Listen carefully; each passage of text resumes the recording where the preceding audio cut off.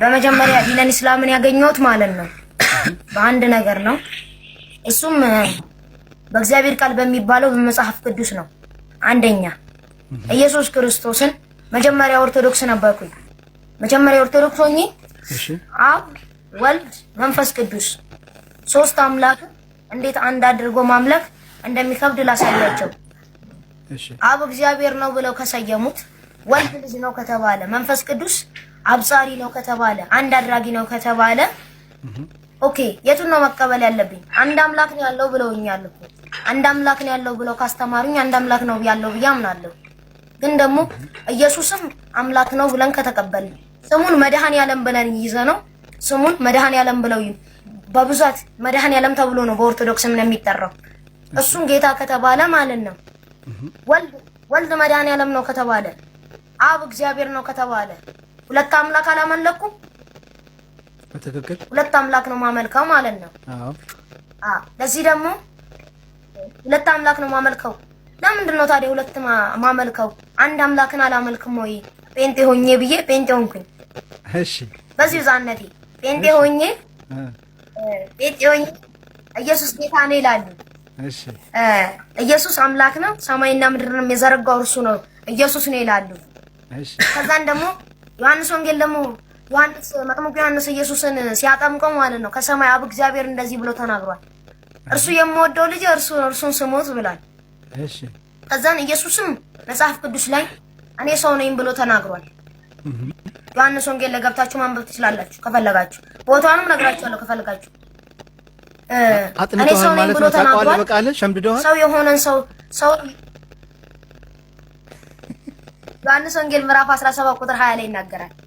ሰው መሆኑን ይናገራል ኢየሱስ። እኔ ነብይ ነኝ ብሏል ዮሐንስ ወንጌል ላይ። ነብይ ሆነንና ሰው የሆነን አምላክ እንዴት ነው ማምለክ የሚቻለው? አንደኛ ነገር በብዛት ደግሞ ከባይብል ውስጥ የሁሉንም እምነት ስናየው ደግሞ አምላካቸው ወይ ሁለት ያረጉታል ወይ ሶስት ያረጉታል ወይ ደግሞ አራት ወይ በቃ አላህ እንዲህ ድብልቅልቁን ያወጡታል። ነው መሆን የለበትም። ከባይብል ከትክክለኛው ባይብል ደግሞ ብንረዳ አንደኛ አምላክ ያልሆነውን አምላክ ነው ማለት አንችልም። ለምን?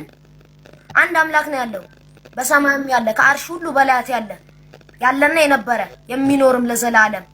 በዲነል ኢስላም ብንመጣ ደግሞ ቁርአን ይናገራል ቁሉ አላሁ ሰመድ ለም የሊድ ወለም ዩለድ ወለም የኩን ለሁ ኩፉወን አሐድ። አላህ እኮ ቢጤም የለውም ሸሪክም የለውም፣ ከምንም ፈላጊ አይደለም፣ አይወልድም አይወለድም። ለእርሱ አንዳች ነገር ቢጤም የለውም ምንም የለውም። እኛ ወደ አላህ ልንጠጋ እንችላለን። አላህ ግን ወደኛ ሊጠጋ ፈጽሞ አይገባውም፣ አይፈልግምም። ለምን? ኤልሻዳይ ጌታ ነው፣ አዶናይ ጌታ ነው፣ ትልቅ ጌታ ነው አላህ ማለት ነው። እና አላህ Subhanahu Wa Ta'ala ካልወለደ ካልተወለደ ስንት ነው ታዲያ? አንድ ነው ያለና የነበረም ነው። በሳይንቲስቶችም የተረጋገጠ ዲነል ኢስላም እውነት መሆኑን ሳይንቲስቶችም አረጋግጠውታል። ይሄንን ደግሞ ማለት ነው ማስረጃም አለን። አሁን እንደውም በቅርብ ቲክቶክ ላይ ቪዲዮዎች ላይ በብዛት ተለቆ ነበር። ሳይንቲስቶች ተመራምረው ጨረቃ ሁለት ቦታ ተሰንጥቃ ነበር። የነብዩ መሐመድ ሰለላሁ ዐለይሂ ወሰለም አላህ Subhanahu Wa Ta'ala ረድቷቸው ያሳያቸው ተአምር ነው። ጨረቃን ሁለት ቦታ አድርገዋታል። ይሄ ደግሞ ማለት ነው ዲነል ኢስላም ቁርአናችን ይናገራል። ይሄንን ሌላ ቦታ መጽሐፍ ቅዱስ ይናገራል ወይስ ምን ይናገራል? አይ ተአምራት የሰራ ሁሉ ጌታ ነው ብለው ሊቀበሉት ነው። ነብዩ መሐመድ ተአምርን ስለሰራ ጌታ ነው ብለን አልተቀበልነው፣ ሰው ነው። ለምን? ነብዩ መሐመድ ሰለላሁ ዐለይሂ ወሰለም ስለ አላህ አንድነትና ስለ አላህ ኻሊቅነት ስለ አላህ ትልቅነት ብቻ ነው እየተናገሩ የነበሩት እንጂ እኔ አምላክ ነኝ በእኔ መኑ ብለው አላስተማሩ። ኢየሱስም ቢሆን እኔ አምላካችሁ ነኝ እመኑ ብሎ አንድ ቦታ መጽሐፍ ቅዱስ ላይ እንኳን ከባይብል ብንጠቅስ የለም። እንደተማርነው እንደሌላም ህገ መሰረቱ የለም መጽሐፍ ቅዱስ ላይ ማለት ነው። ለዚህ ደግሞ እንዴት ነው ታዲያ ኢየሱስ ጌታ ነው ብዬ አምኜ ምን ለመቀበል ዝግጁ የሚያደርገኝ? ለዚህ ማለት ነው ኢየሱስ ሰው ነው ምን ጊዜም ሰው ነው ብለን እናምናለን እኛ ሙስሊሞች። ስለተሰቀለ ነው ስለተቀበረ ነው ሞትንም ድል ስላረገ ነው ብለዋል።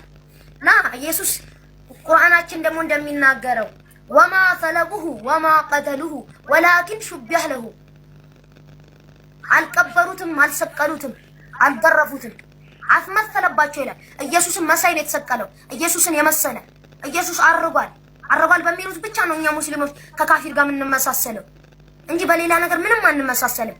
የኔ ጌታ እንዴት ሊሞት ይችላል? የኔ አምላክ እንዴትስ እኔን የፈጠረኝ ሰማይና ምድርን የዘረጋ ጌታ እንዴትስ ይሞታል? እንዴትስ ይቀበራል? እንዴትስ ይገረፋል? ላ መሆን የለበትም። ይሄ አይምሮ ማታለል ነው የሚሆነው። ወላሂ ነው የምላችሁ። ይሄ አላህ ከአሻንጉሊት ጋር መጃጃል እንደሚበዛው ሁሉ ይሄ ደግሞ ከአይምሮ ጋር መጃጃል ነው የሚሆነው። ለዚህ ደግሞ ማለት ነው እንደኔ ኢየሱስ ጌታ አይደለም ሰው ነው። በዚሁ አጋጣሚ ለነግራችሁ የምወደው ነገር ከባይብል ውስጥም ገብታችሁ ማንበብ ትችላላችሁ።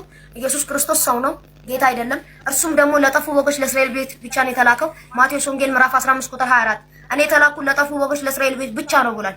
ኢየሱስም የተላከው ለጠፉ በጎች ለእስራኤል ቤት ብቻ ነው። መጽሐፍ ቅዱስ እንኳን ይናገራል ዓለምን ሁሉ ገዢ አንድ ነብይ ይመጣል ብሏል። እርሱም ከኔ በላይ ነውና እርሱን ስሙት ብሏል። ማን ነው ታዲያ ነብዩ?